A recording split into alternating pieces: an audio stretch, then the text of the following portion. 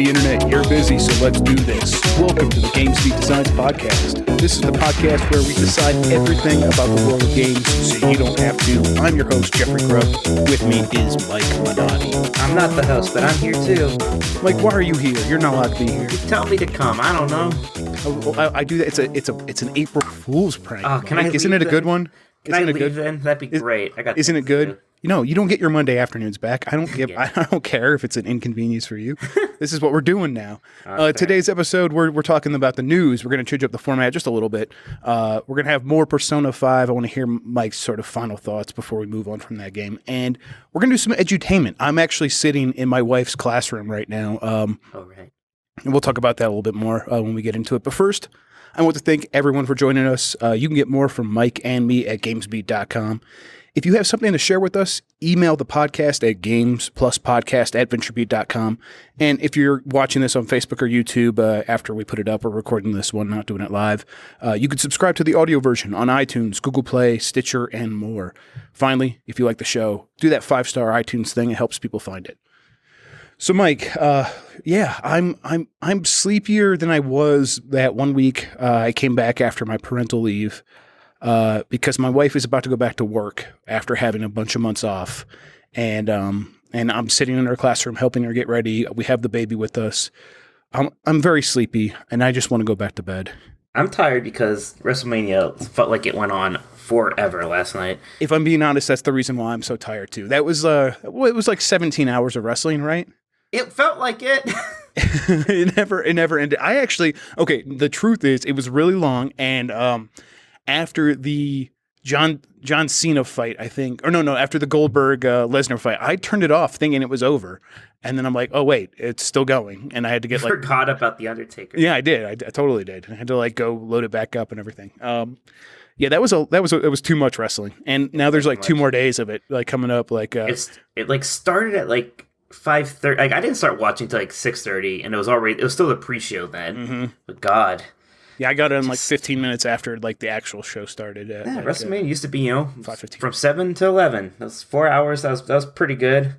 Now it really is 7 hours if you include the pre-show. 6.5, 7 hours. Come on.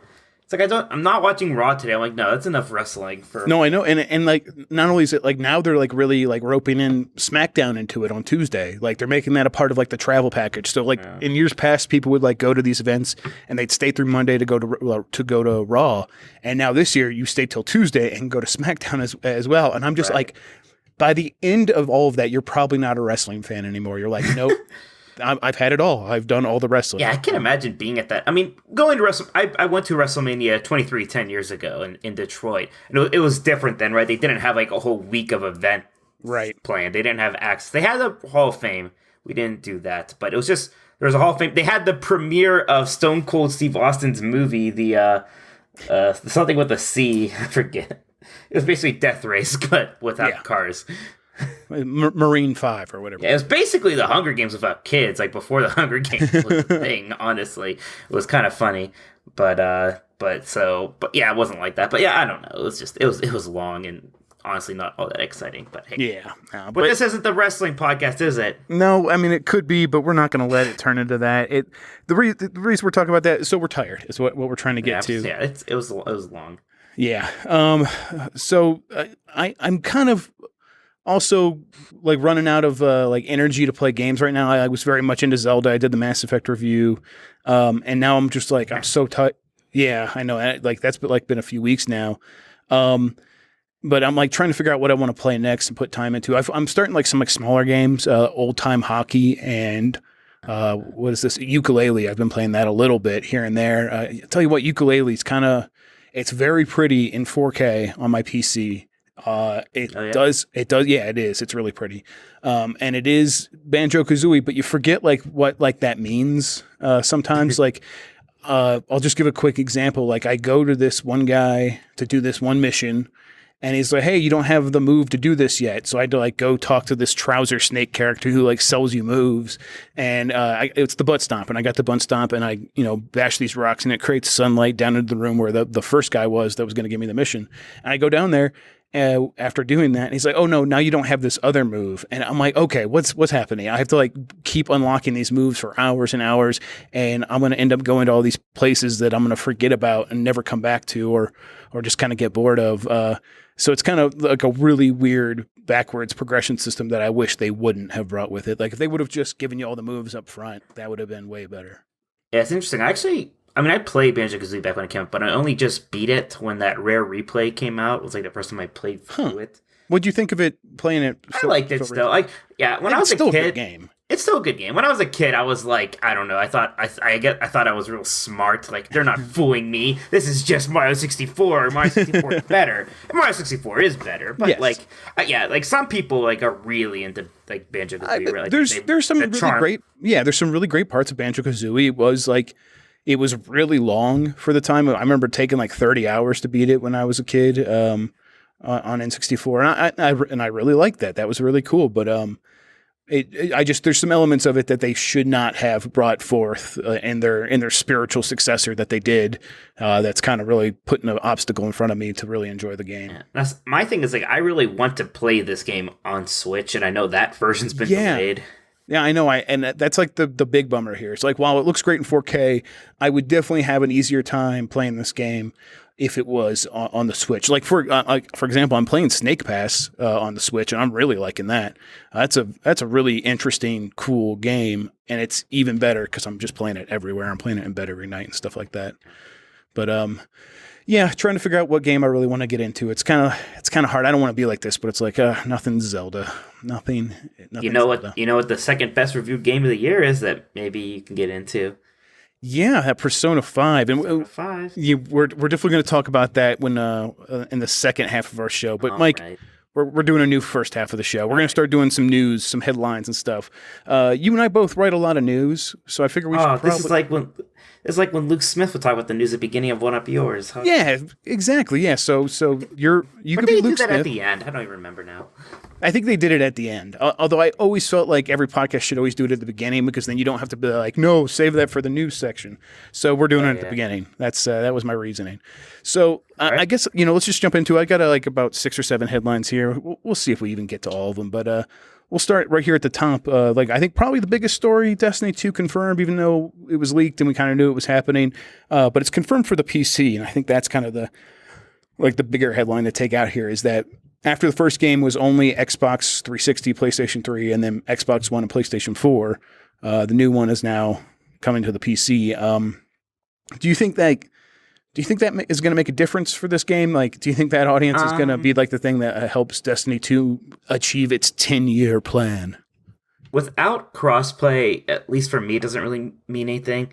Because my biggest issue with Destiny 1 is just not having enough friends to play it with, and not having a motivation to just like play raid-style content with strangers, Yeah, for real. So the idea of it being, if it was like crossplay between one of the consoles, like I don't expect Xbox and PlayStation to be crossplay. If it was like one of the consoles and PC, it would like make it easier to kind of get that stuff organized. Yeah, I would definitely play it on the PC if I knew the people that I would want to play with were going to be on PC. Otherwise, it just seems like such a it's a risk, because like so many people have already chosen their platform. They're probably on PS4 or Xbox One, and they're going to stick with that. So yeah, and that's the game. You're not gonna get the most out of it, especially if it's like the first one. You're not gonna get the most out of it if you're playing by yourself on a system isolated from your friends. Like these kind of co-op or multiplayer games like this that are on multiple platforms. Not bully isn't the word, but I'm like bullied into playing on whatever platform the other people are playing on. And part of that is because I don't care too much. If it's like Overwatch is something like, no, I'm playing this on PC. If it means I'm not playing with you guys, then that's fine. a good example of a game team-based shooter. I need to aim with a mouse. Like this game's a shooter, but it's a co-op shooter for the most part, right? Yeah, and its PvP stuff is that kind of Halo thing where I'm like, okay, whatever, I can play a controller for this because I'm not going to be taking it all that seriously, so it's fine. Yeah, I'm sort of justifying it in my head. It's like, oh, it's a Bungie game. That's definitely a controller developer. I'll be fine with that. But yeah, I think Overwatch is one of those examples where it's like, yeah, I am choosing my platform. I'm sticking with it. But yeah, I don't know. Like you said, I don't care either. Really, what platform I'm going to end up with a game like this. But I still feel like, in the end, people are going to get split now, even between one more platform. That's kind of the thing. Like, is this including more people into it, or is it just splitting them up more? Is it like opening up Destiny 2 to all these PC players, or I don't know. And I do think there's there's a potential reality where down the line the PC crowd is the crowd that's the most into Destiny. I think they'll have to cultivate that and make sure they don't screw anything up, and they really play to that crowd properly and give them all the things that crowd usually demands, which dedicated servers for online competitive multiplayer, things like that that aren't guaranteed. But there's a reality where that audience is the most dedicated. But I think for the Destiny crowd that already exists, I do think there's a potential there where it is going to split them up even more, where people are like, oh, finally I get to play this on my favorite platform, and they don't even think about the fact that none of their friends are coming with them. So yeah, it's a weird thing. I'm glad they're doing it. It's better than not having PC, but it does just present problems where who knows what the future of Destiny 2 and then Destiny 2 Beyond really is. Speaking of Destiny 2 Beyond, here's my kind of prediction, is that there will not be a Destiny 3. And I do not necessarily just mean like, because there's going to keep releasing content for Destiny 2. No, I think Destiny 2 will get its 2 years, kind of like Destiny 1 did, and then I think Bungie is going to move on. Why do you think that? Because I always get the sense that Destiny is like this huge thing. Like people are like, so many people are so crazy about it and they love it so much and they play it nonstop. I mean, I always get the sense of that. Like, I've never felt that way. I played the game like alpha and beta and bounced right off it. It was not for me at all. Even if I did have people I was playing with, I'm just like, this is not how I want to spend my time. I mean, I'm not talking about the quality of the game at all, and I think they did a good job making it better. But it seems like there's a ton of people that are like this is their game. Like, this is their World of Warcraft. I don't think there are a ton of people. I think there are a decent amount. I mean, it launched really strong, and then, it lost steam and got some players back with the Taken King. I don't think... And, I mean, I got a sense that not a lot of people were playing that last expansion, Heart of Iron, or whatever it was called. I think you're right? But maybe it's in this weird in-between state where... And this could be a problem for Bungie and Activision, where, like... Bungie is sort of handcuffed to it because there's just enough people who are just engaged and dedicated enough to where they are like super hardcore, and Destiny is their like one and only game that the only thing they want to play. And there's just enough that like Activision's like, no, you have to keep making Destiny, and Bungie's going to start feeling real anxious and real antsy to move on to something else. That could be a sort of like doomsday scenario for that situation and that developer, because I know that's something they don't want to be stuck doing if it's a game that isn't like one of the biggest in the world. I just see a Destiny 2 kind of having a similar fate as like a lot of these like 2s lately, like the Watchdog 2 and the Titanfall 2 and Dishonored 2, right? Or it's just like a lot of these franchises, they came out with the first game and it's like people were into it, and there just doesn't seem to be that excitement when the second one comes out. Like, usually it's like you build, right? Like Halo 2 sold much better than Halo 1 or what have you, but I don't know. That building hasn't been happening with a lot of games recently. I do think I think Destiny 2 probably will buck the trend, and it will be the game that builds. We'll see. I want to see, and I'm not like, oh, Mike's wrong about this one. This is not one of those situations where I feel that way. I just think that it probably will buck it, and it is the game that is going to build. But maybe that's just conventional wisdom that is outdated, and maybe you're right. So we'll see. Mm-hmm. Comes out in September. We'll know by the end of this year kind of where that game stands, just like we did with like Titanfall 2 and Watch Dogs 2. Mm-hmm. Yeah, be interesting. So, second story is, and this is like kind of the polar opposite of Destiny 2. Club Penguin is now closed. Now, this is this old Disney like online gaming portal it's been around for like forever, 2004 or something like that. It was, it's this place where kids could go play games that were safe, and a lot of people grew up on it, and now it's shut down, it's gone. Mike, I know you wrote a little bit about this, right? Yeah, I wrote a bit about it. I talked to them a bit. We even had, I think it was at GamesBeat last year, we had kind of a Club Penguin guy from Disney, or somebody from Disney who was associated with it, talk about Club Penguin for a little bit, that I kind of just watched as actually a Club Penguin community member, like kind of got some free time with him and interviewed him himself about Club Penguin. So this game like has a following, right? Right, that really dedicated audience, yeah. Mm-hmm. Yeah, and it's interesting because I think me and you were both a little old for it when it happened, right? Yeah, I was kind of aware of it. I think like John Davison, who's at Rolling Stone now running Glixel, I think he was doing like What They Play back when Club Penguin was sort of hitting its stride. And that was like a website where like, people who were really familiar with video games would describe them and tell families if games were okay for like young children and things like that. Club Penguin was one of those things where he was trying to make sure everyone fully understood that, like, older family people, so they could, help younger kids, guide them through that. And so I was aware of it, and I tried like some of like the spin-off DS games. I think at the time I just like popped them, played them for a few hours. But yeah, I was too old for it when it came out to really get into it, to the point where I was not aware, not fully aware at least, that there was this huge audience of people that really, really love it and have a deep affinity for it. Right, and it's kind of this challenging thing now because it's Club Penguin. I mean, it lasted forever, but it really, it was still a Flash game running on a browser. It was just like this kind of archaic thing, and they're now like, okay, we're gonna make like a sequel, and it's gonna be on phones, like where this kind of stuff is now. But just, it's still a big change, and they're still going to be kind of resistant fans. And there's also not much. It's not like no, we'll keep old Club Penguin open for you. No, they closed it, so it's either move on or get out. Yeah, and it was. I watched some people on Twitter sharing some images of it closing down, and it was, it was like an MMO shutting down. It was all these penguins sitting in this square. All spamming emojis and different things like, penguin on or whatever the hell the thing was.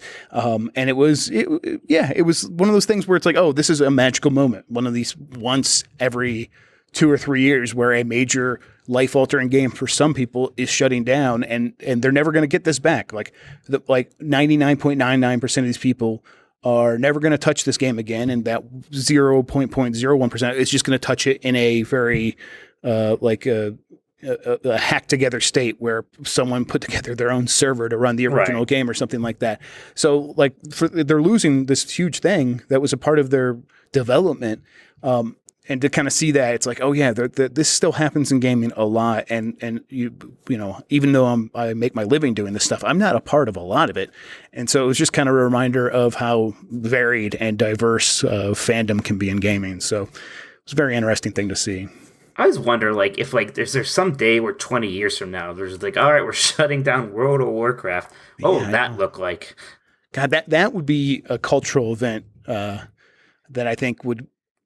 See, I think it would be so big that they'd be like it could never happen because it's World of Warcraft. I mean, if you said you were going to shut it down, it would be like killing off Superman, where it's like, no, you're not really. It's going to come back, right? Because so many people are going to get nostalgic and want to come back and play it just if you say those words. Right. So yeah, I don't know.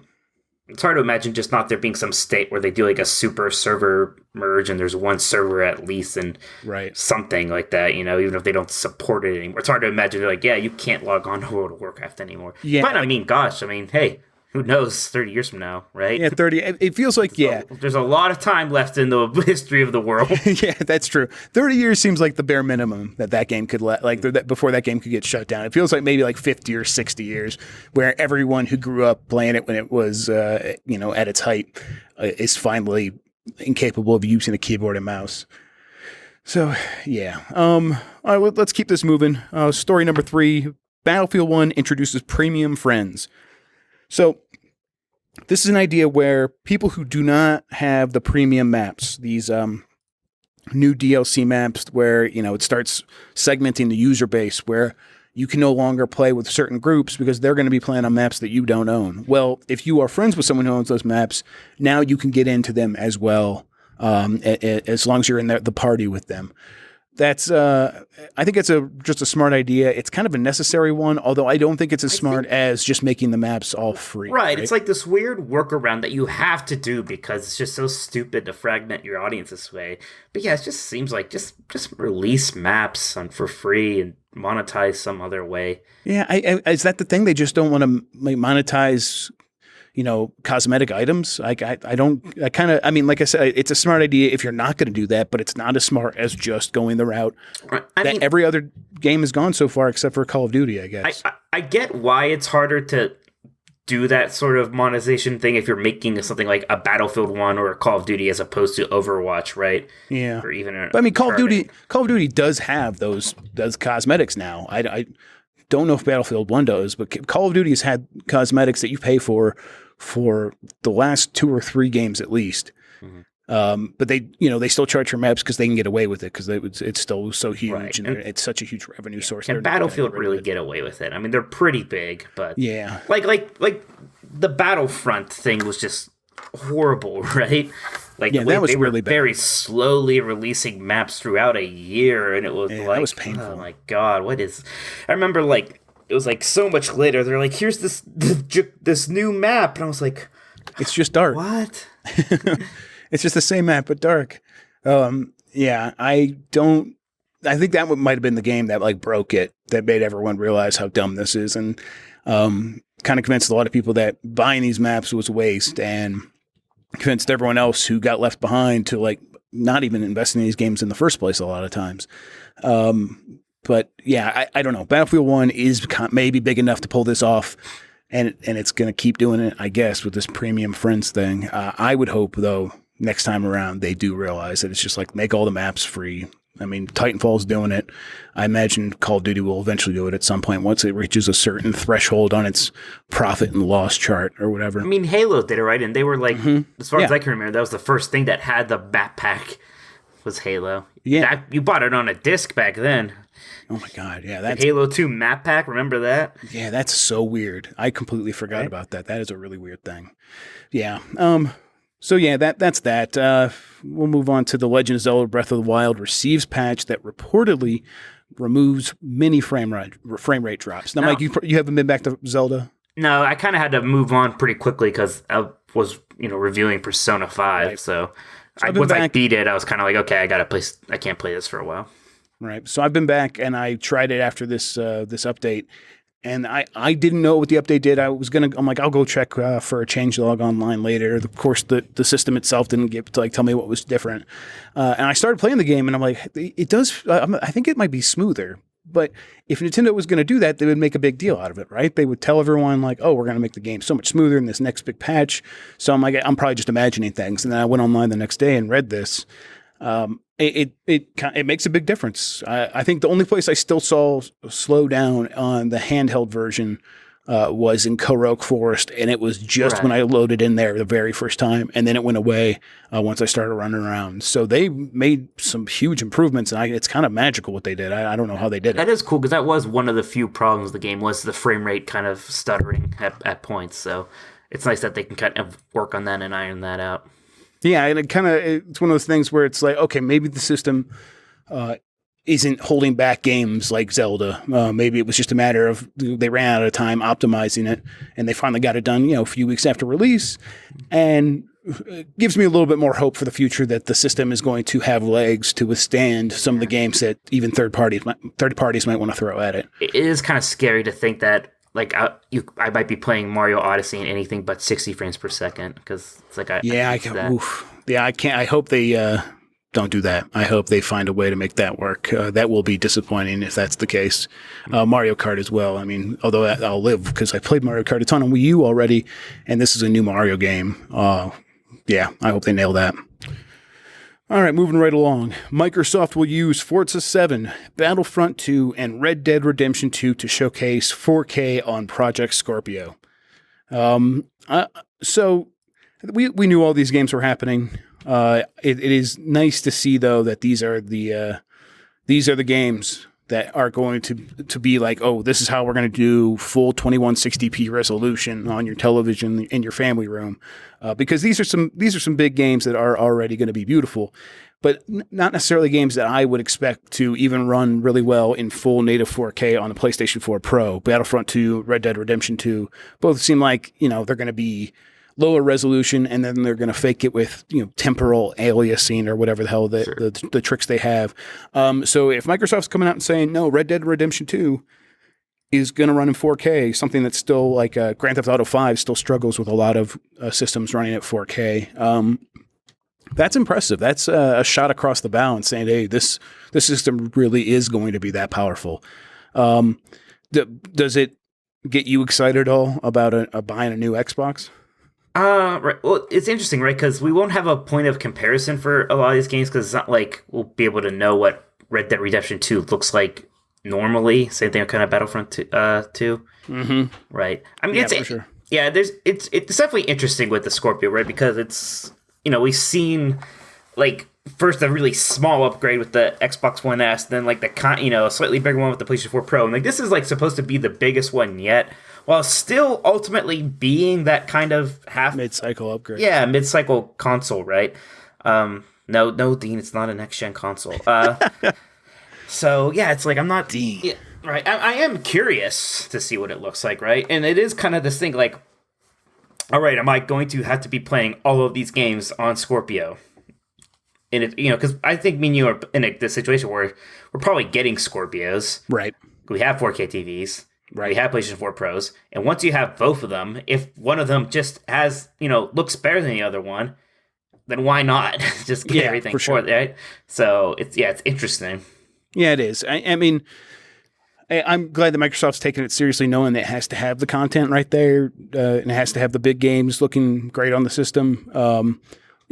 3 games is a good start. Hopefully at E3, it's way more than that, even if these are the marquee titles. But yeah, I if they could make the case for it, I'll be getting it anyhow, and I think a lot of people would be happy to upgrade from their Xbox One S's or Xbox Ones to get this, get the Scorpio, just because maybe it is time to upgrade to 4K. Maybe it's starting to get closer to that point where buying that TV makes sense, and Microsoft could time this right in a way that Sony didn't with the PS4 Pro. But we'll see. Okay. Watch Dogs 2 is getting 4-player co-op, PvP, and more. I brought this up, like this is one of the last stories before we move on. I brought this up because I'm like, hey, what's up with Watch Dogs 2? we talked about it a little bit earlier. It seems like it's not. I think it's even worse than like Dishonored 2, where that game got completely forgotten. I think, well, maybe I don't know. Maybe it is worse. I don't know.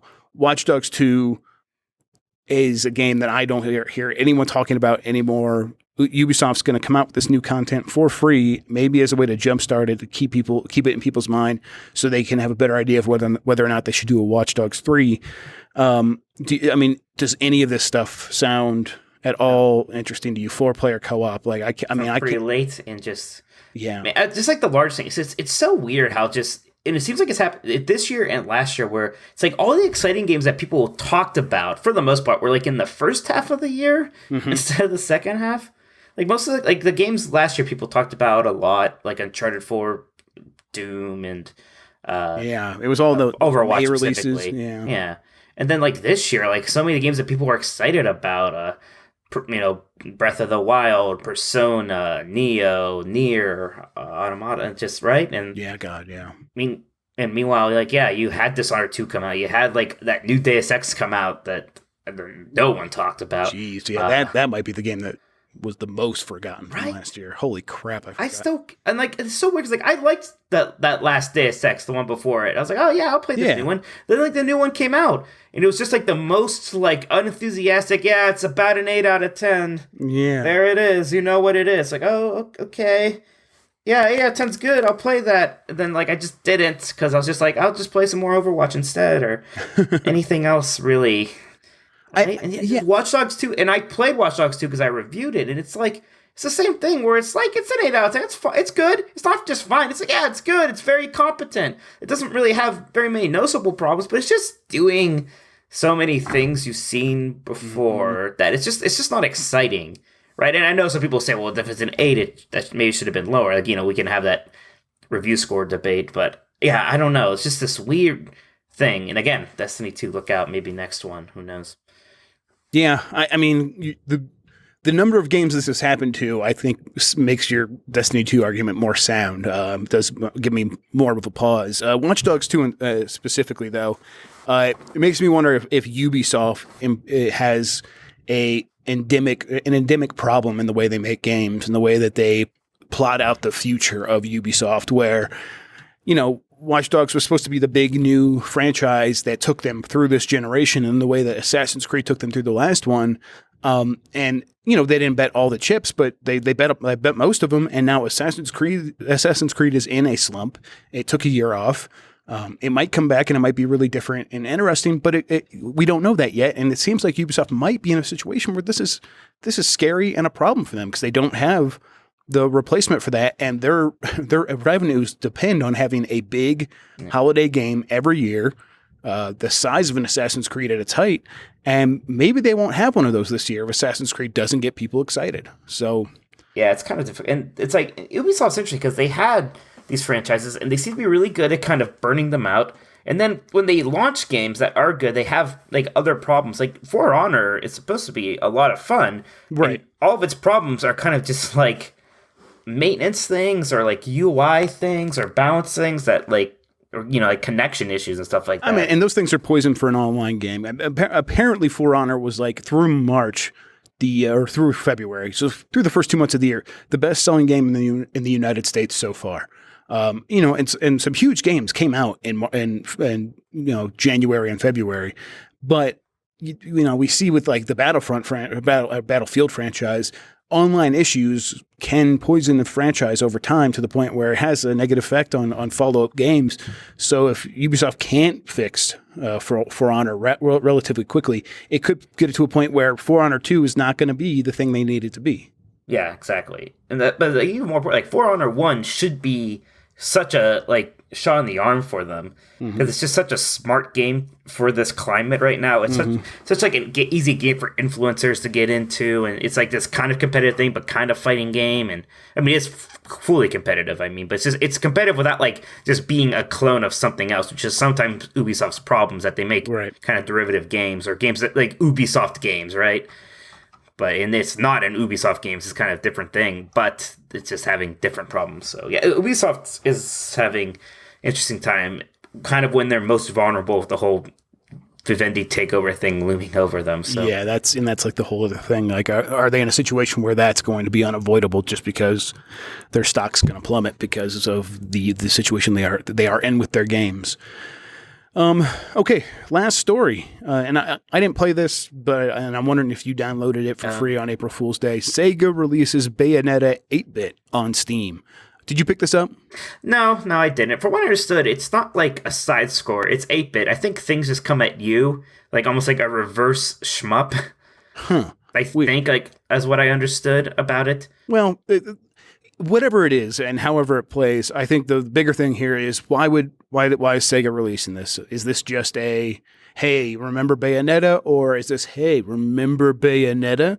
Like, are we getting like the Bayonetta games on PC? I think that's probably happening. I don't think Sega's done with Bayonetta, even though it's weird, right? Because like Bayonetta 2 probably didn't sell super well. I mean, for one thing, it was like a mature exclusive game on the Wii U. Right. It was a great game, but I don't think anybody played it. Like, I don't know if that got to even a million, right? Probably not. I mean, I can't imagine like 1 out of 13 Wii U owners all owning Bayonetta 2. Seems like a really steep hill to get over. But I mean, given the possibility of that franchise coming back on the Switch, just in a 2-pack with both those games, Sega released this on Steam, and it just to me it signals like, hey, we're doing something with this franchise. Get ready for it. Yeah, I think Bayonetta, even if it is April Fool's Day. Yeah, I think Bayonetta 1's coming out on Steam soon, and I don't think Bayonetta 2 might be a little harder because Nintendo published that one, right? So right, exactly. Excuse me. So we'll see. I mean, maybe there's a time limit on that, and that will lapse, and we will get that game on other platforms. And Bayonetta 2 is still very good. Bayonetta shows up in unexpected places, like Nintendo system exclusive, and then like in Smash Brothers, and now it's just on Steam. Like, all right, there's Bayonetta again. Yeah, exactly. Yeah, that's a franchise, a series of games that really needs that boost of a bigger audience to finally push it over the top. Because right, because they're good games, but it's just it's like it never had the advantages that Devil May Cry did of like coming out on the PlayStation 2 in its heyday, right? Yeah, exactly. Yeah, They're just immediately establishing that audience. Like, it's not like Devil May Cry is better than Bayonetta. It's just better place, better time. Right, and therefore more fondly remembered by more people at least. Okay, Mike, that does it for the news. I think that worked pretty well. I think we'll end up doing this every week from now on. Yeah, absolutely. A good way to keep people apprised of what's going on without them having to, keep an RSS reader or some bullshit going. Sure. But before we get on to our big topics this week, like I said, we're going to talk Persona 5 and educational games. We're going to take a quick break, and then we'll be right back.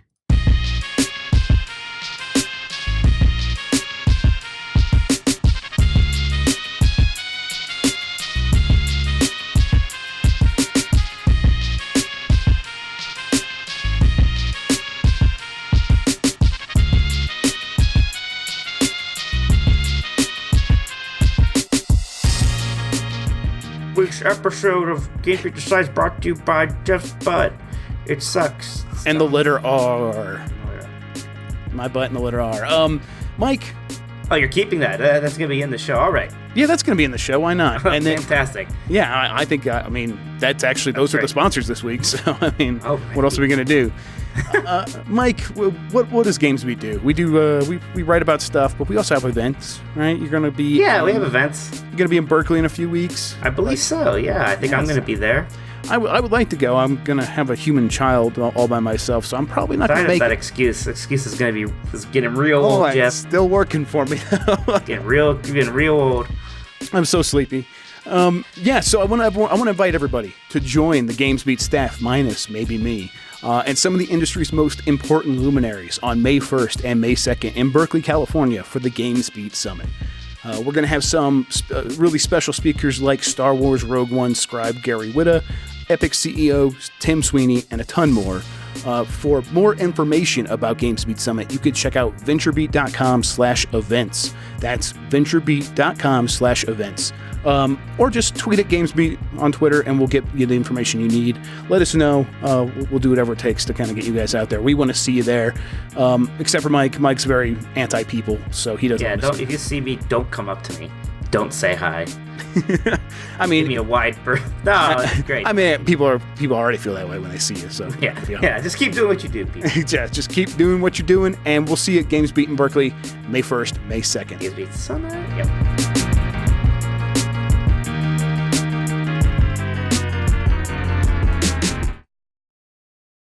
Let's get on to the big topics of the week. Okay. I think the first one, we don't have to spend a ton of time on this. You really did a good job of explaining Persona 5 last week. That's a lie. You suck. But the review embargo has lapsed, and now you can really tell us how you feel about this video game.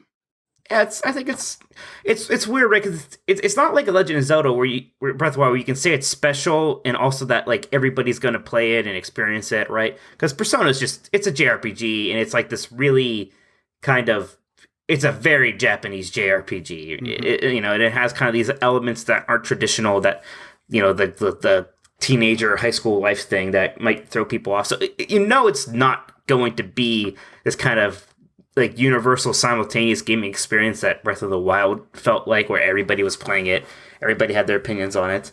But Persona 5 is, maybe not quite special, but not much less. It's still this really just super smooth, interesting, fun. And the best thing is just how slick it is. Just like I think I said in my review, it's slicker than Fonzie after he wrestles a oiled pig or something like that. Right? It's just like the game is just so confident in itself. It's just kind of it just can have fun and just kind of breathe easily, right? Like you have that one friend who's just like they don't seem to have the kind of social anxieties you do. When you're around them, you just kind of feel better, and they're just kind of having fun, and you're having fun. It's like Persona 5's that friend as a game. That friend is his name is Alcohol, but yeah. Yes, Alcohol. Yes, it's like Persona 5 is like buzzed all the time. It's not like it's not too far where it's embarrassing itself or like getting mad or getting sloppy. It's like just perfectly there. Just always having a good time, always knows what to say, always knows what to do, huh? Right. And yeah, and I gave it a 97, which is definitely one of my higher scores. My highest score has been 98. So I've given out a few 98s. I haven't done the 100 yet, like you. I've done 2. Yeah, I've given the Cowards 100, the 98. Yeah, 98, definitely. Yeah, but definitely Cowards 100. And it's getting reviewed pretty well across the board. And I kind of wonder, for someone like you who hasn't really done much with the series, if seeing like the reviews be that high, does that make you curious at all? Yeah. Or is it still just like, because it is a 100-hour JRPG, right? It's not just something you could be like, well, let's see what this is about. No, it's I'm not going to dabble. Yeah, I know. I really have to kind of give myself to it. But I think the plan is to do that. Cool. Earlier in the show, we were talking about games I'm trying to get into. I think the idea is, no, I really am looking for that next big game that takes over my life. And I'm hoping Persona 5 is it. Again, I wish I could play it on a portable device, but I'm thinking maybe I might try to do a remote play on a Vita just in my house, see if that works. We'll see. I'll give that a shot and see how that goes. But if I have to, I'll play it on the TV and really, really get into it. Yeah, I think what you said, the scores and seeing how many people love it as much as they do, especially after having such high hopes after Persona 3 and 4, because I know a lot of people really love those games. And if Persona 5 is still keeping that momentum, at this point, I'm like, okay, it's doing something special, and I'm just going to jump into 5 and see what it is and try to experience it for myself. And if it's not for me, I'll live.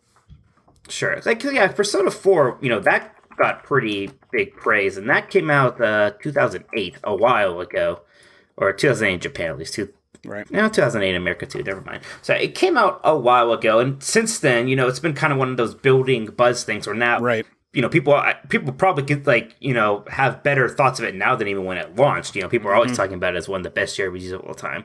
So it's kind of a difficult thing for Persona 5 to come into and have a lot of people say, "Oh, this is actually even better. This is the best one." Yeah, it's impressive, exactly. and I think it's it's the best one. I think for somebody like a new person to get into, And that's because again, all these games kind of stand alone. They don't have you don't need to know what happened in Persona 3 or 4 or anything like that. And it's still a slow game, right? Like intentionally, that's what it is. But it starts faster than Persona 4 or 3 does. You kind of get going a bit quicker. Yeah, and I think I'm okay with it establishing a pace as long as that beginning part does get me into the action relatively quickly. And if that's the case, but yeah, I understand what I'm in for. Like I know what kind of game Persona 5 is and what JRPGs are.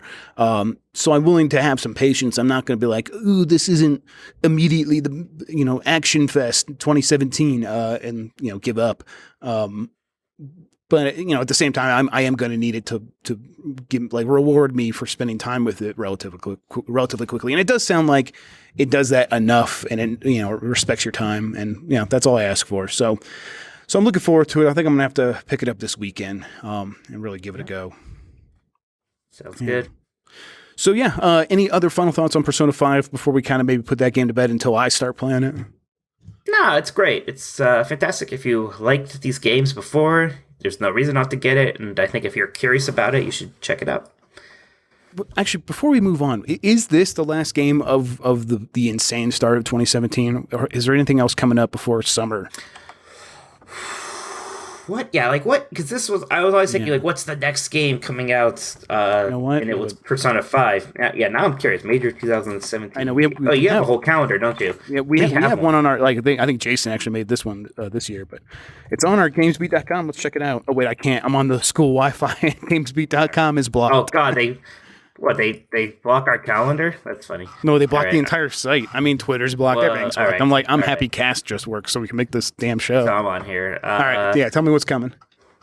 Well, Ukulele, April 11th. Right, a lot of there's a lot of curiosities, like the Full Throttle remasters on 18th. All right, so nothing of the uber caliber that we've been dealing with all year so far, but some stuff that's at least going to get some attention. In fact, May looks unusually quiet, especially compared to last year. Okay, well, I'm okay with that for real. It's time to catch up on some games. I want to play, there's Neo and Resident Evil 7, and I want to play that in VR and Nier. But there's a bunch of other games that I can't even remember, that are just not even in my head that I'm I want to go back and I have to look up to play. So that'll be a good time to catch up and maybe Persona 5. You got Mario Kart at some point this month, but Splatoon. It's a lot of Splatoon 2 is coming out this summer. That's probably one of the bigger ones. Some point this summer, yeah. It's probably. So it seems like it's slowing down a little bit now. Okay. So Persona 5 might have just capped that off, and that seems like a pretty good one to cap it off with. You start with some big games. 5 will probably keep you busy till fall. Yeah, that's true. Really. It'll be a nice game to play all summer. If I get into that rhythm, that'll really get me through it. Okay, moving on to the next topic. So like I said, I'm at a school right now. I'm in my wife's first grade classroom. She's not in first grade. She teaches first grade, just to be super clear. And I wanted to talk to you, Mike, about educational games, edutainment, and maybe sort the 5 best educational games of all time, or at least maybe just talk about some of the big ones and see what we come up with. And I guess maybe to define this topic, I would maybe start with a game instead of trying to define it in any specific way. I'll just say like the Oregon Trail, I think is the kind of game I'm thinking of, and the kind of game that would almost invariably end up on a list of the best educational games of all time. That game is older than I even realized. Apparently, it was like 1971, 1970, and wow, yeah, it's like really? it's before like the idea of video games almost, where it was just built as like this thing you did on a computer where people weren't like spending a lot of times with personal computers because they didn't even really exist. And instead people were playing these at colleges. And that's one of the reasons like it ended up on like every single educational computer in every school and every, elementary school in the country and stuff like that. And, that's where I ended up playing it on like a Mac in like second or third grade in computer lab. And it just, to me, it kind of defines this genre, if that's what it is, if edutainment is a genre. And I kind of don't think it's also very unique. It's like a singular kind of experience where, you're taking your family across the land, and the thing it's teaching you is just how hard this thing was, I guess. Like, is that what we were supposed to learn from this game? Like, do you even, like, when you think of the Oregon Trail, do you think about learning? Do you think you're being educated? Not directly, right? It's almost kind of like an Epcot experience. Like it's kind of fun. But it kind of does give you a little bit of an appreciation. Like you read in a textbook, oh, these people got on a wagon and went somewhere. And even when you simulate it just a little bit in a game, you kind of get some understanding of how that might have been, a difficult thing. Yeah, exactly. And like, all the diseases people would die from, dysentery, and just how like you've died from dysentery became a meme of its own, because everyone experienced that because everyone played Oregon Trail growing up. And then you're right. It's like almost like a secondary, secondhand way of learning. And then you put 2 and 2 together. You're like, oh no. So people were like really dying trying to get across the country. And it took months, and you had to manage all of these things just to ensure that you and your wife and your children would all survive. And that it didn't click for me until like later in life when I was also learning about pioneers and things like that in high school, where Oregon Trail's lessons really came home and hit me. So it's a very odd sort of educational game, but it is the one I think of first. Now, did you play Oregon Trail 2? I didn't. I've heard of it, but I've never even touched it. I loved Oregon Trail 2 because this is the one that came out in 1995, so it was like you can get it for Windows 95, and it was basically the same thing, but like it had like a full motion video and it's like full motion pictures. It was like a little bit more. It was like a little bit more complicated. Like you had more player choices. Like when you went to a town, you were like walking around a fort city. I loved Oregon Trail 2 because it's just like the same thing. It looked a little better, a little bit more immersive. Like it wasn't like DOS graphics. Like I'm imagining, I know he's not in it, but I'm imagining like Tim Curry in these bad FMV videos, like he's like when he's in Command and Conquer and stuff like that. Oregon Trail. I'll play that every once in a while again too. It's weird because they've made more, right? Like there's a 5th edition. Yeah, I think they just keep making it over and over. The Facebook version, which who knows, God. Yeah, of course. Yeah, and I'm sure there's stuff on the phone and stuff like that. Without a doubt. Yeah. Now, here I have a question for you. Do you consider something like Mavis Beacon Teaches Typing to be a video game? Sure. Yeah, because you're like typing. There's like games. Yeah. Right, like the piano game and the other ones. Yeah, they're gamifying learning. But here's the thing: if that's a game, then an edutainment game, the Typing of the Dead definitely is better. Okay. Yeah, absolutely. And that's where like I wish more of these these ideas from edutainment would end up, where it's like, let's just take it and then get real wild with it. And I don't know, people might not know what Typing of the Dead is. If you've ever seen a House of the Dead shooting arcade game, like in the back of a dingy movie theater, Typing of the Dead is just those games, like literally exactly the same thing as like House of the Dead 1 or 2.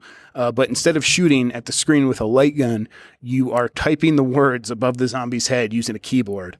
That's one of the best all-time drinking games I think I've ever played. Where like people would pass the keyboard back and forth, and then like you go until you die, and you have to drink like after you die, and you just keep going back and forth until you're sloshed, and then it gets really difficult because typing while you're wasted is it's hard. But yeah, I like that game a lot. I'm trying to think. There's some other stuff in like that typing genre, but no, nothing's as good as Typing of the Dead. No. There was also that era of DS games where Nintendo was trying to appeal to adults in both America and Japan.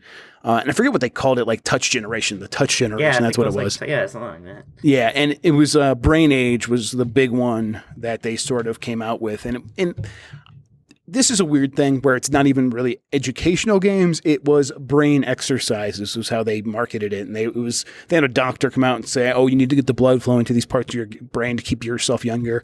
And I remember like research coming out a few years later saying, no, this is all bullshit. Like it doesn't do anything for your brain.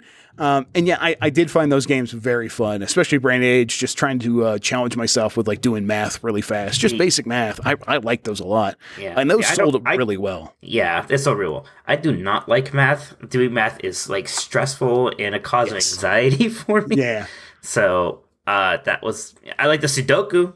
Yes, the Sudoku was very good in there. I think it was one of those games that really helped popularize Sudoku, actually, because that was when it was becoming popular anyhow, and then putting it into this DS cartridge kind of took it to the next level, I think. There was a bunch of other Touch Generation games like Big Brain Academy and things like that. But now that genre lives on as neurology. I'm trying to think if there's a website now that like advertises itself as brain games. And I always hear them advertising on NPR, and like their subscription services. And Brandon Marshall, the wide receiver for the New York Giants, like always does these things and talks about them.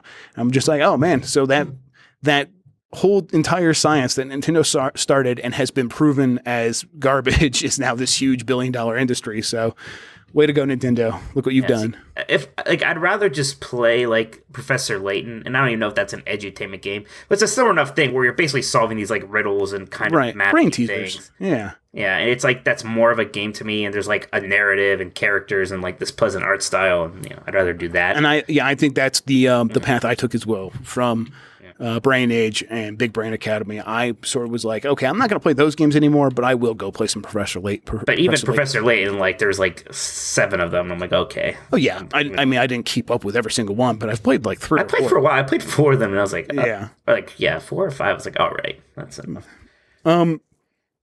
I think the other big educational game that I remember, especially from school on Apple computers, was Math Blaster. Did you ever play this one? Talk about Math Blaster. Yeah, this is a game straight up where it was just like you're doing math problems and there was like game stuff happening around you.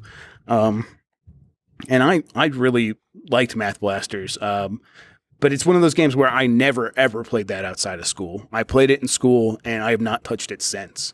Yeah, that was something when you played more in school. I might have had one because there was like they tried to do it for like other genres, right? Like there's Science Blaster and like there's like the Blaster Educational Company is what it's called. Yeah, which I think is a pretty dope name. I remember very recently they tried. They were trying to reboot Math Blaster for like Facebook or something. I don't think it really took off, obviously. But yeah, it was always a fun thing. He was a pleasant little character, right? He was kind of like Mega Man's lame little brother who likes math. Yeah, yeah. He's the brainiac of the family. No one likes because Mega Man like plays on the football team or whatever. I actually, my favorite thing about Math Blasters is the game that it inspired the most, which is Frog Fractions. Have you ever played Frog Fractions? Frog Fractions sounds super familiar. Okay, so Frog Fractions is not really an educational game. I almost hesitate, like, since you haven't played it, but we're going to talk about it a little bit. It's a website, frogfractions.com, I think, or just Google Frog Fractions after the show and play it because it is maybe a meditation on different genres of video games, and it starts out with the ruse of being this game about math and fractions and turns into something very different, and it's a wild ride. That's cool. And it ended up catching on with a lot of people to the point where the developer kickstarted a sequel, Frog Fractions 2, that he told everyone, I'm going to release it. I'm not going to tell you when I'm going to release it. I'm not going to name it Frog Fractions 2. And I'm just going to put it out in the wild, and you're going to have to find it yourselves. And it took years, and he had this huge ARG going and stuff like that. And it all just started, based on this weird joke about Math Blaster type of games. And yeah, that's so I owe a lot to Math Blasters because I really love Frog Corrections. But yeah, well, what about you? Any other games? So do you remember, this is also from the Learning Company, it's like no way to describe this series. If I just say what the series was called, I don't even know what you would call it. I think it was like, what's the official word here? The Super Solver series or the Super Seeker series. It's all the games with just like that guy. It's always like a picture of his back, and he's like, the games are Treasure Cove and Treasure Galaxy and Treasure Mountain. And it was just like, they were like adventure, like 2D adventure games, but like the people would ask you math problems and like stuff like that and reading comprehension things. I've heard of these games, but I never played them and I never knew what they were. Yeah, Treasure Cove was the one I always remembered. It's just like you're just like a scuba diver, you're going left and right, like picking up fish and looking for treasure, like plugging up an oil spill or something. And like you're just talking to people and they have you solve basic math problems. It's like King's Quest, a little bit better than that style of graphics. I don't know why. I always liked these games for whatever reason. They weren't they didn't that stress you out? really. No, they did not. They were pretty easy. This is they were kind of nice because it's like walk. It's like the same reason I like adventure games. I'm just walking around, right, talking to things. Speaking of adventure games, God, I need to play Thimbleweed Park. That looks so good. Yeah, that looks really good. Probably no math. Yeah, no. Yeah. And then, gosh, do you remember? These weren't really. I loved in like the early CD-ROM days of PC. We had a lot of these kind of games. I was literally going to bring this up. Don't you feel like there's like a weird lineage between those games and educational games? Like I'm thinking of like Sherlock Holmes, like the early FMV Sherlock Holmes games. To me, it feels like it owes a lot to those educational mech games that I played in school. And I don't know what it is. Like, what games were you going to bring up? Well, a big one we haven't really talked about is Carmen Sandiego, right? Yes, absolutely. Yeah, without a doubt. Yeah. That was kind of teaching you about geography and some history and stuff like that, and that was pretty neat. And again, it was a very well disguised one as far as it goes. Right. It was like you need to learn this stuff. You want to beat the game. Yeah.